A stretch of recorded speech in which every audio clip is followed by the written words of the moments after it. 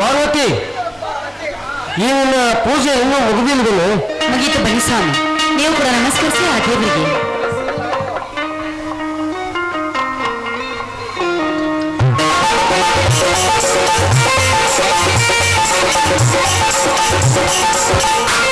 ಪಾರ್ವತಿ, ಆ ದೇವರ ಮೇಲೆ ಎಷ್ಟೊಂದು ಭಕ್ತಿಯೇ ನಿನಗೆ.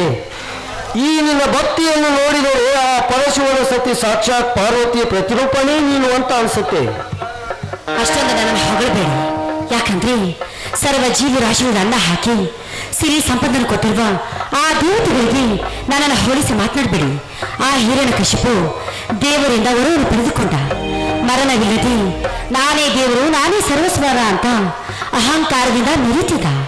ಮುಂದೆ ಅವನ ಗತಿ ಏನಾಯ್ತು? ಆ ದೇವ ನರಸಿಂಹ ಅವತಾರ ತಾಳಿ ಬಂದು ಅವನ ಕರುವನ್ನು ಕಿತ್ತು ತೆಗೆಯಲಿಲ್ಲವೇ? ಅದನ್ನೇ ಹೂ ಮಾಲೆ ಹಾಕಿಕೊಂಡು ತನ್ನ ಕರುವನ್ನು ಅರ್ಪಿಸಿಕೊಳ್ಳಲಿಲ್ಲವೇ? ಪಾರ್ವತಿ, ಎಷ್ಟೊಂದು ತಿಳಿದುಕೊಂಡಿದ್ದೀಯಲ್ಲ, ನನಗೆ ಗೊತ್ತೇ ಇರಲಿಲ್ಲ. ನೀನು ನನ್ನ ಮನೆ ಬೆಳಗಲುಗೊಂಡ ಜ್ಯೋತಿ ಕಣೆ ಜ್ಯೋತಿ. ಒಂದು ಮನೆಯನ್ನು ಎಷ್ಟೇ ಸುಂದರವಾಗಿ ಕಟ್ಟಿದರೂ ಅದರ ಅಂದ ಹೆಚ್ಚಾಗುವುದು ಒಂದು ಹೆಣ್ಣಿನಿಂದಲೇ, ಅದರ ಅಂದ ಹಾಳಾಗುವುದು ಒಂದು ಹೆಣ್ಣಿನಿಂದಲೇ. ಇಂದಿನ ತಳಕು ಬಳಿಕಿನ ಈ ಯುಗದಲ್ಲಿ ಸಾಮರಸ್ಯವೇ ಇಲ್ಲ. ಕೆಲವು ವರ್ಷಗಳ ಸಂಸಾರ ಮಾಡಿ 3ನೇ ವರ್ಷಕ್ಕೆ ಕೋರ್ಟ್ ಮೆಟ್ಟಿಲು ಏರುತ್ತಿದ್ದಾರೆ ಡೈವರ್ಸ್ಗಾಗಿ. ಯಾಕೆ ಏನನ್ನು ನಿರಾಶೆಗೊಂಡಿರುವಂತೆ ಈ ರೀತಿ ಮಾತನಾಡ್ತಿರುವಲ್ಲ, ಏನಾಯ್ತು? ಪಾರ್ವತಿ, ಬರೀ ನಮ್ಮ ವಿಷಯವಲ್ಲ ಪಾರ್ವತಿ, ಈ ಜಗತ್ತಿನಲ್ಲಿ ದಿನನಿತ್ಯ ನೋಡ್ತಿಲ್ಲವೇ? ಹೌದು, ನೀವಾದ ಹಾಗೆ ದಿನನಿತ್ಯ ಹಾಗೆ ನಡೀತಾ ಇತ್ತು. ಎಲ್ಲಿ ಬನ್ನಿ, ಹೊಲದಿಂದ ದನಿಗೆ ಬಂದಂತೆ ಕಾಣುತ್ತೆ. ಮೊದಲು ಊಟ ಮಾಡುವರಂತೆ. ಊಟ ಮಾಡೋಣಂತೀಯ? ಮಾಡೋಣ್ರಿ ಮಾಡೋಣ್ರಿ.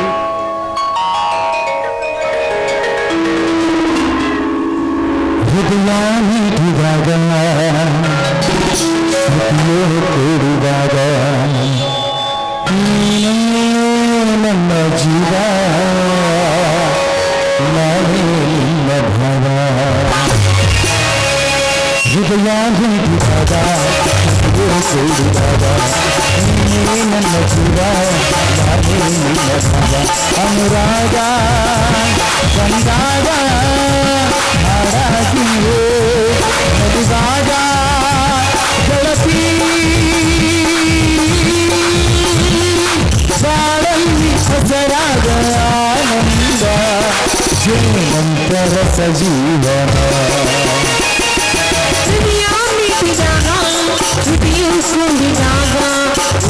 ನನ್ನ ಜೀವ, ನಾನೇ ನಿನ್ನ ಭಾವ.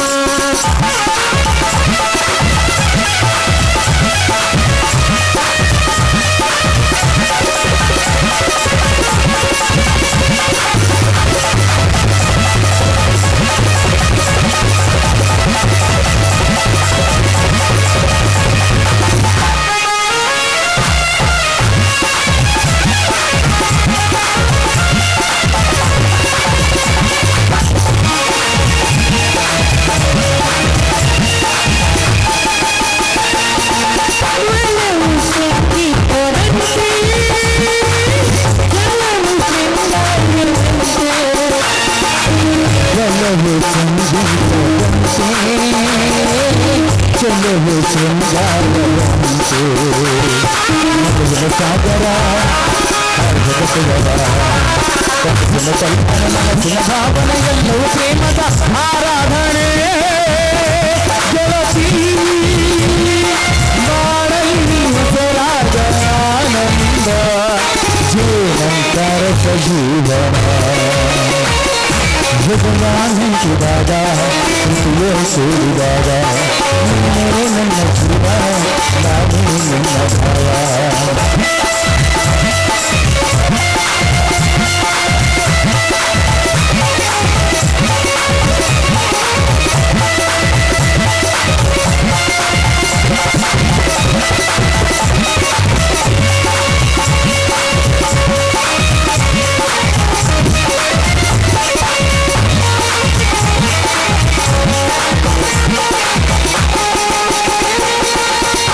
ಮನಸ್ಸು ಕೈಗೂಡಿದಂತೆ, ಮನಸ್ಸು ಎಂದಾಗುವಂತೆ, ಕನಸು ಕೈಗೂಡಿದಂತೆ ಮನಸ್ಸು ಒಂದಾಗುವಂತೆ ಜೀವನ ಗಂಧದ ಗುಂಡಿಯ ತನನ ಯುವತಿ ಆಗಮನ ಮೋಹಾಣ ಗೆಳತಿ ಬಾಳಲಿ ಹಸರಾದ ಆನಂದ ಜೀವಂತರ ಸಜೀವ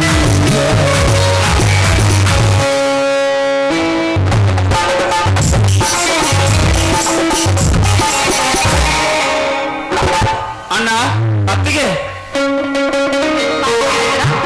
ಏನಪ್ಪ ಇವತ್ತಿಷ್ಟು ಬೇಗ ಬಂದಿದ್ಯಲ್ಲ ಯಾಕೆ ಇವತ್ತು ಆಫೀಸಿಗೆ ರಜೆ ಇದೆ ಹೌದು ಅತ್ತಿಗೆ.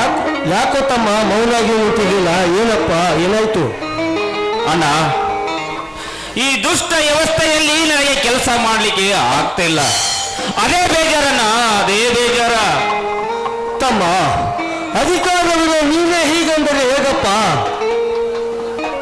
ಮೈದನ ನಿನಗೆ ಇಂಥ ಸಮಯ ಬಂದಾಗ ನಿನಗಿಂತ ಮೇಲೆ ಅಧಿಕಾರಿಗಳಿಗೆ ಭೇಟಿಯಾಗಿ ಸರಿಯಾದ ಸಲಹೆಯನ್ನು ಪಡೆದುಕೊಂಡು ಮೈದನ. ಅತ್ತಿಗೆ ಈ ದುಷ್ಟರ ಲಂಚ ಸಾಮ್ರಾಜ್ಯದಲ್ಲಿ ಒಳ್ಳೆ ಅಧಿಕಾರಿಗಳು ಎಲ್ಲೆತ್ತ ಹುಡುಕಲಿ ಅತ್ತಿಗೆ, ಎಲ್ಲೆತ್ತ ಹುಡುಕಲಿ.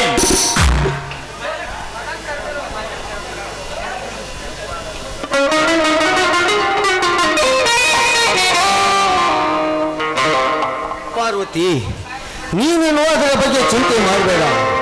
ಅವನಿಗೆ ಧೈರ್ಯ ತುಂಬುವಂತ ಕೆಲಸ ಮಾಡು.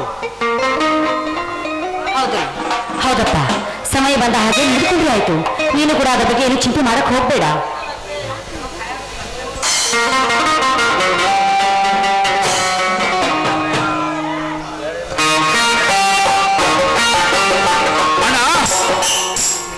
ಅಣ್ಣ, ಈ ಊರಿನ ಶ್ರೀಮಂತ ಕಾಳಿಂಗರಾವನ ಅಳಿಯ ವಿಕ್ರಮ್ ಇವತ್ತು ನನ್ನ ಆಫೀಸ್ಗೆ ಬಂದಿದ್ದ.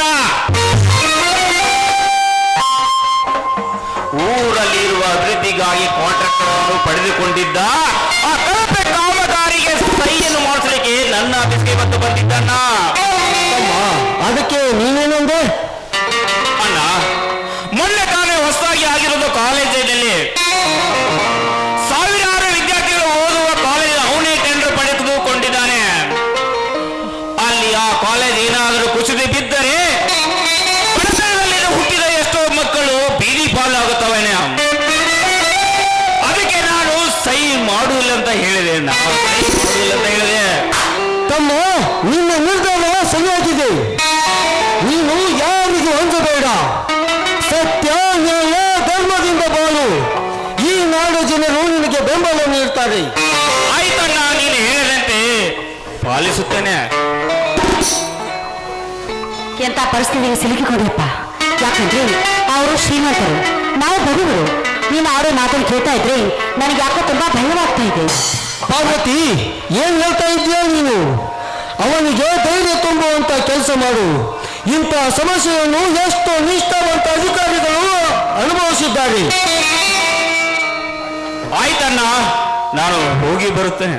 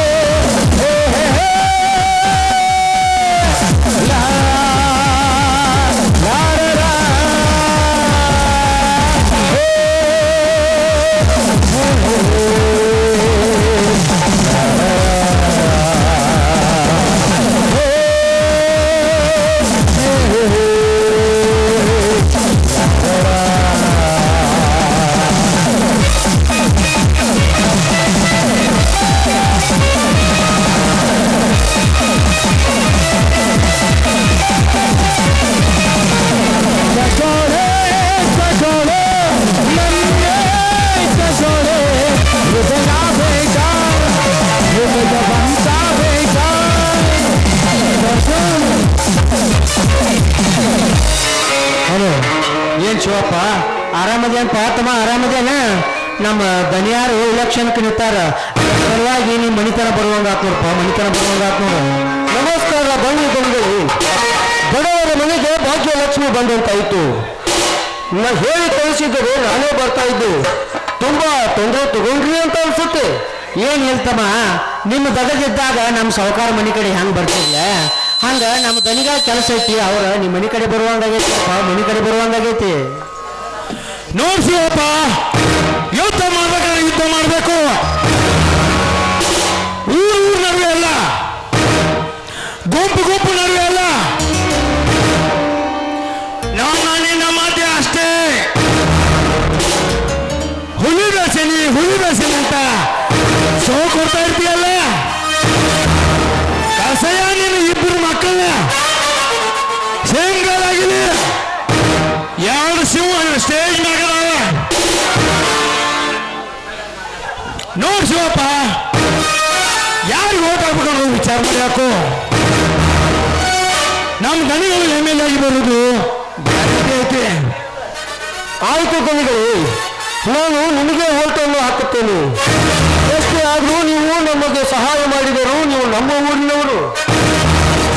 ನೋಡು ಶಿವಪ್ಪ, ನನಗೆ ನಿನ್ನ ಮೇಲೆ ಅಪ್ಪಟ ನಂಬಿಕೆ ಇದೆ. ಆದರೆ ಆ ನಿನ್ನ ತಮ್ಮ ಭದ್ರ ನನ್ನ ಬದ್ಧವಲ್ಲಿ ರಾಮನ ಜೊತೆ ಗೂಡಿ ಮನೆಗೆ ಹೋಗಿ ನನ್ನ ಬಗ್ಗೆ ಇಲ್ಲ ಸಲ್ಲದ ಮಾತುಗಳನ್ನು ಹೇಳಿ ಬರ್ತಾ ಇದ್ದಾನೆ. ನೋಡು ಶಿವಪ್ಪ, ನೀನು ಅವನಿಗೆ ತಿಳಿಸಿ ಹೇಳು, ನಾನು ಈ ಎಲೆಕ್ಷನ್ ಅಲ್ಲಿ ಆರಿಸಿ ಬರುವುದು ಖಚಿತ. ಒಂದು ವೇಳೆ ನನ್ನ ಎದುರಾಗಿ ಅವನು ನಿಂತುಕೊಂಡರೆ ಅವನ ಸಾವು ಕೂಡ ಖಂಡಿತ.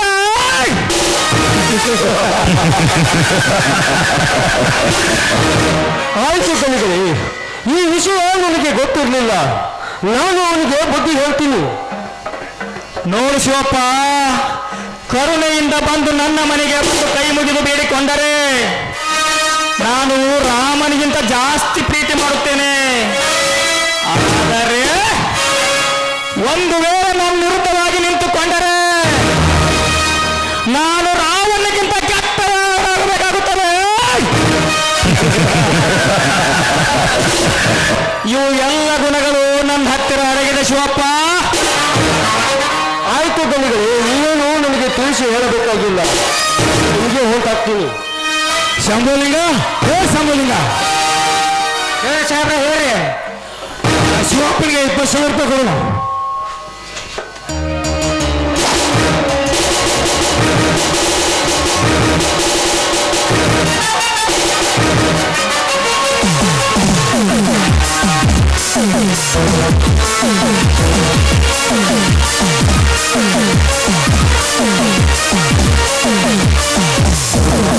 ಹಣ ಬೇಡಿ ದನಿಗಳೇ, ನಾನು ಹಾಗೆ ಓಟ್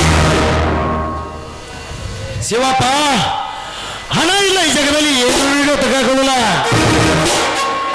ದುಡ್ಡು ನಿಂದ ಸಾಕು, ಪಚ್ಚನ್ ಮಗ ಬಂದ್ಬಿಡ್ತಾರ. ಸುಮ್ಮನೆ ನೀನು ಎದಕ್ಕೆ ಬೇಡ, ಸುಮ್ಮನೆ ತಗೋ. ಅದನ್ನು ನಾನು ತಿಳಿಸಿ ಹೇಳುತ್ತೇನೆ ಶಿವಪ್ಪ.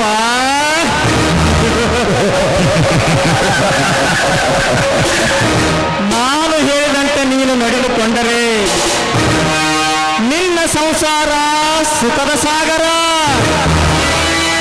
ಇಲ್ಲವಾದರೆ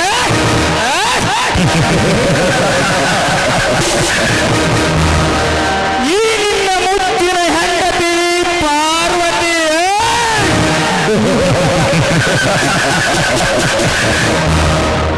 ಅಂದು ರಾಮಾಯಣದಲ್ಲಿ ರಾವಣ ಲಂಕೆಗೆ ಸೀತೆಯನ್ನು ಹೊತ್ತೋದಂತೆ, ಮಹಾಭಾರತದಲ್ಲಿ ದ್ರೌಪದಿಯ ಸೇರಿಸದಂತೆ ಇಂದು ನಿನ್ನ ಕಣ್ಣೆದುರಿಗೆ ಈ ಕೂಡಿದ ಸಭೆಯೊಳಗೆ ನನ್ನ ಅರಮನೆಗೆ ಹೊತ್ತುಕೊಂಡು ನನ್ನ ಕಾಮದಾಸೆ ತೀರಿಸಿಕೊಂಡು ಹದ್ದು ನಾಯಿಗಳಿಗೆ ಹರಿದು ಹಾಕಬೇಕಾಗುತ್ತದೆ ಶಿವಪ್ಪ.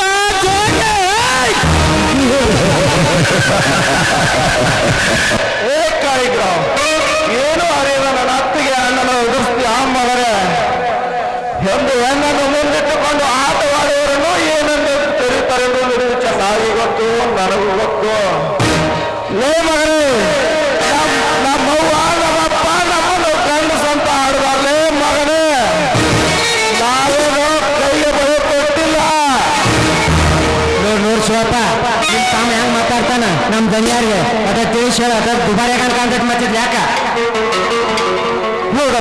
ತಮ್ಮ ಎಷ್ಟು ಆದ್ರೂ ಅವರು ದೊಡ್ಡವರು, ಅವರಿಗೆ ಕಿಮ್ಮತ್ ಕೊಟ್ಟು ಮಾತಾಡ್ಬೇಕಪ್ಪ, ಕಿಮ್ಮತ್ ಕೊಟ್ಟು ಮಾತಾಡ್ಬೇಕು. ನಾವೆಲ್ಲ ದೊಡ್ಡವರು. ಇವರು ಮಾಡುವ ಕೆಲಸ ನಿನಗೆ ಗೊತ್ತಾದರೆ ನಿನಗೆ ರೋಷ ಇಲ್ಲ ಉಕ್ಕಿ ಹರಿಯುತ್ತೇನೋ. ಇವರು ಎಷ್ಟು ಮನೆಯ ಸಂಸಾರಗಳನ್ನು ಹಾಳು ಮಾಡಿ ಎಷ್ಟು ಅಣ್ಣ ತಮ್ಮಂದಿರನ್ನು ಹಾಳು ಮಾಡಿದರು. ಇವರು ಮಾಡುವ ಹಲ್ಕ ಕೆಲಸ ನೋಡಿದರೆ ನನ್ನ ರಕ್ತ ಕಟಕಟನೆ ಕುದಿಯುತ್ತೇನೋ. ಏ ಭದ್ರ, ಸುಮ್ಮನೆ ನಿಮ್ಮ ಅಣ್ಣ ಹೇಳಂತೆ ಇಲ್ಲವಾದ್ರೆ ನಮ್ಮ ಗೌರಿಗೆಲ್ಲ ಸತ್ತು ಹೋಗ್ತೀಯ. ಹಿಂಗೇನೋ ಹಾಗೆ ತೆಗೆದುಕೊಂಡು ಬಂದೂಕನ್ನು ಆ ಬಂದೂಕಿನಲ್ಲಿರುವ ಗುಂಡನ್ನು ಹಾರಿಸಲು ಎದೆಯೊಳಗೆ ತಂದಿರಬೇಕು ಮಗನೇ. ಹಿಂಗಂತ ಹೇಳಿ ಬಂದೂಕು ಬಗಿಲಿಗೆ ಹಾಕಿಕೊಂಡು ಹೋದವರು ಎಷ್ಟೋ ಮಂದಿ ಹಾದಿಗಳಾಗ್ಯಾರ. ಏ ಮಗನೇ, ನೀವು ಮಾಡುವ ಅಂತ ಕೆಲಸ ಜನರಿಗೆ ಗೊತ್ತಾಗುವ ಮುನ್ನ ಎಚ್ಚರವಾಗಿರಿ. ಇಲ್ಲವಾದರೆ ಜನರು ಸಾಲಾಗಿ ತಗೊಂಡು ಹಿಡಿತಾರೆ ಮಕ್ಕಳು.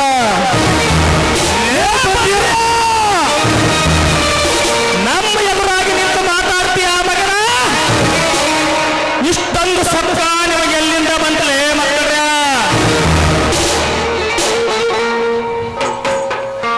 ಏನು ಮಾಡುವ ಮಗನೇ, ನನ್ನ ಮನೆ ವಿಚಾರಕ್ಕೆ ಬಂದರೆ ನಿನ್ನ ರುಂಡವನ್ನು ಚೆಂಡಾಡಿ ನನ್ನಲ್ಲಿ ಹೂತಾಕಿ ಬರುತ್ತಿದ್ದೆ. ಲೇ ಬದ್ರಿಯು, ನಮ್ಮ ದಣಿಗಳು ಕೆರಳಿದರೆ ಕಾಳಿಂಗ, ನಾನು ಎದೆ ಎತ್ತಿದ್ರೆ ನಾಗ ಸುಮ್ಮನೆ ಸತ್ತೊಟ್ಟಿಯಲ್ಲಿ ಹೊರಡುವುದು. ನಾಗ ಕಾಳಿಂಗ ಎಂದು ಬಂದು ನಿಮ್ಮನ್ನು ಹತ್ತಾಗಿ ಕೂತಲು ಎತ್ತಿ ಬರುವ ವೀರಭದ್ರ ಕಡೆಗಳು ನನ್ನಿಂದ ಏನು ಮಾಡಲು ಸಾಧ್ಯವಿಲ್ಲ. ತಡಿಪ, ಬಿಸಿ ರಕ್ತಕ್ಕೆ ತಿಳಿ ಚಂದ ಪುಟ್ಟದಂಗೆ ಪುಟ್ಟಿಲಕ್ಕೆ ಹೋಗಬೇಡ. ಸುಮ್ಮ ನಮ್ಮ ಗಣ್ಯಾರ ಹೇಳಿದಂಗೆ ಕೇಳ, ಇಲ್ಲ ಅಂದ್ರೆ ನಿನ್ನ ಸಂಸಾರಕ್ಕೆ ಆಪತ್ತೈತಪ್ಪ, ಆಪತ್ತೈತಿ.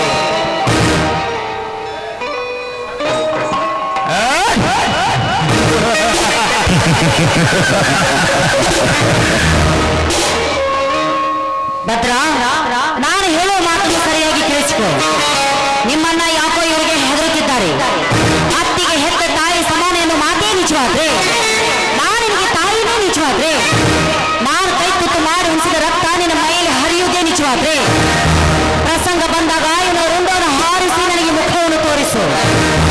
ಹೆಣ್ಣು ಒಲಿದರೆ ನಾರಿ, ಮುನಿದರೆ ಮಹಾಮಾರಿ. ಸರಿಯಾಗಿ ಸಂಸಾರ ಮಾಡಿದ್ರೆ ಹೆಣ್ಣು ಹೇಮರೆಡ್ಡಿ ಮಲ್ಲಮ್ಮ ಆಗ್ತಾಳೆ. ಕೈಯಲ್ಲಿ ಕತ್ತಿ ಹಿಡಿದ್ರೆ ವೀರ ರಾಣಿ ಕಿತ್ತೂರ ಚೆನ್ನಮ್ಮ ಆಗ್ತಾಳೆ. ಅವತಾರ ತಾಳಿ ನಿಂತಿದ್ದಾದ್ರೆ ದುರ್ಗಾ ಪರಮೇಶ್ವರಿ ಚಂಡಿ ಚಾಮುಂಡಿ ಆಗ್ತಾಳೆ ಹೆಣ್ಣು. ಶಂಭುಲಿಂಗ, ಈಕೆ ಕಿತ್ತೂರು ಚೆನ್ನಮ್ಮರಾಗಲಿ ಬೆಳವಡಿ ಮಲ್ಲಮ್ಮರೇ ಆಗಲಿ, ಇಲ್ಲ ಅವ್ರ ಅವ್ವರೇ ಆಗಿರ್ಲಿ, ಈಕೇನು ಹುಲಿ ಕಟ್ಟಾಳೆ ಅಲ್ಲೇ ಮಗನ?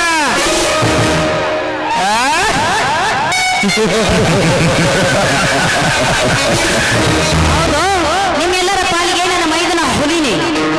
ಮೈದನ ನಾವು ಹುಲಿಯಂತೆ ಸಾಕಿದ್ದೀವಿ ನಾವು. ಅಂತ ಹುಲಿಯ ಬೇಟೆಗಳು ನಾವಿಬ್ರು. ನೀನು ಮೈದೂರು ನೋಡಿಲ್ಲ, ನಿನ್ನ ಕಾಂತೇನು ನೋಡಿಲ್ಲ. ಯಾಕಂದ್ರೆ ಬೇಟೆಗಳು ನಾವು ಜೋಡಿದ್ರು. ಕತ್ತಿ ಹಿಡಿದರೆ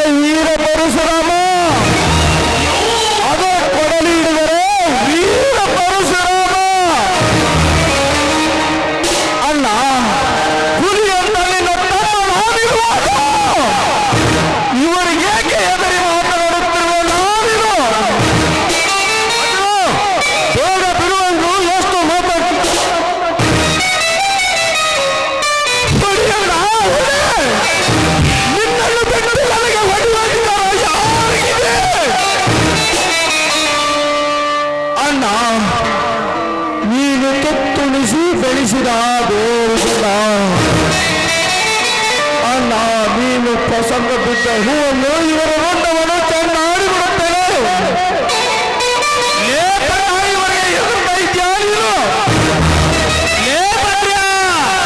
ರೆಕ್ಕಿ ಬಲಕಾವಂತ ಬಾಳ ಪುಟ್ಟ ಹಾರಾಡಬೇಡ ಮಗನ. ಆ ರೆಕ್ಕಿ ಪುಕ್ಕಳ ಹೆಂಗ ಕಟ್ಟಿಸಬೇಕನ್ನೋದು ನನಗೆ ಚೆನ್ನಾಗಿ ಗೊತ್ತೈತೆ ಮಗನ. ಮುಂದೈತೆ ಮಗನ ನಿನಗ ಮಾರಿ ಹಬ್ಬ.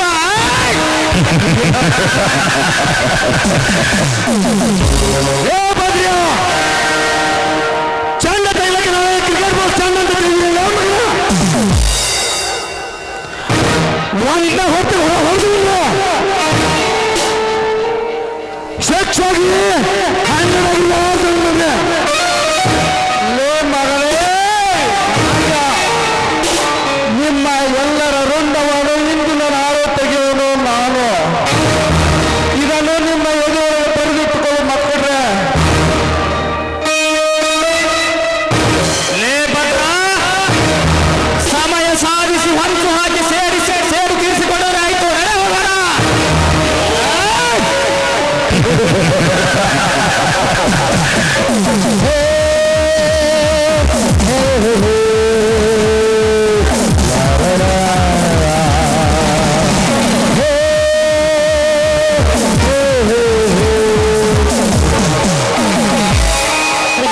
ಯಾಕೆ ಇವರಿಗೆಲ್ಲ ನೀವು ಯಾಕೆ ಹೆದರ್ತೀರಾ? ಹುಲಿ ಅಂತ ನನ್ನ ಮನಸ್ಸಿನ ಇರುವಾಗ ನೀನು ತಪ್ಪು ಮಾಡಿಬಿಟ್ಟೆ ಪಾರ್ವತಿ, ತಪ್ಪು ಮಾಡಿಬಿಟ್ಟೆ. ಅವನ ಬಗ್ಗೆ ನಿಮಗೆ ಗೊತ್ತಿಲ್ಲ. ಅವರು ಯಾರಿಗೆ ಏನು ಮಾಡುವುದಕ್ಕೂ ಹೆಸರುವರಲ್ಲ. ಅವರ ಎದುರು ನಿಂತು ನನ್ನ ತಮ್ಮನಿಗೆ ಏನಾದರೂ ಆದ್ರೆ ಅದನ್ನು ಸಹಿಸುವ ಶಕ್ತಿ ನನಗಿಲ್ಲ ಪಾರ್ವತಿ, ನನಗಿಲ್ಲ. ಯಾಕಣ್ಣ ಹಿಂಗಂತೀಯ? ಧರ್ಮದಿಂದ ನನಗೆ ಯಾರೇನು ಮಾಡಲು ಸಾಧ್ಯವಿಲ್ಲ. ಧರ್ಮವನ್ನು ಆ ಭಗವಂತ ಮಾರುತೇಶ್ವರ ಕಾಪಾಡುತ್ತಾನಲ್ಲ. ಅಂದು ಮಹಾಭಾರತದಲ್ಲಿ ಪಾಂಡವರಿಗೆ ತೊಂದರೆ ಮಾಡಿದಾಗ ದುರ್ಯೋಧನ, ದುಶ್ಯಾಸನ, ಶಕುನಿ ಏನಾದರನ್ನ ಧರ್ಮದಿಂದ ನಡೆಯವರಿಗೆ ಯಾರೇನು ಮಾಡಲು ಸಾಧ್ಯವಿಲ್ಲ. ಧರ್ಮ ಅವರನ್ನು ಕಾಪಾಡುತ್ತೇನ. ಹೌದಪ್ಪ, ನೀನು ಹೇಳೋ ಮಾತು ನಿಜವಿದೆ. ಸರಿ, ತುಂಬಾ ಹೊತ್ತಾಯ್ತು, ಬನ್ನಿ ಊಟ ಮಾಡೋಣ. ಬನ್ನಿ ನಡೆಯೋಣ.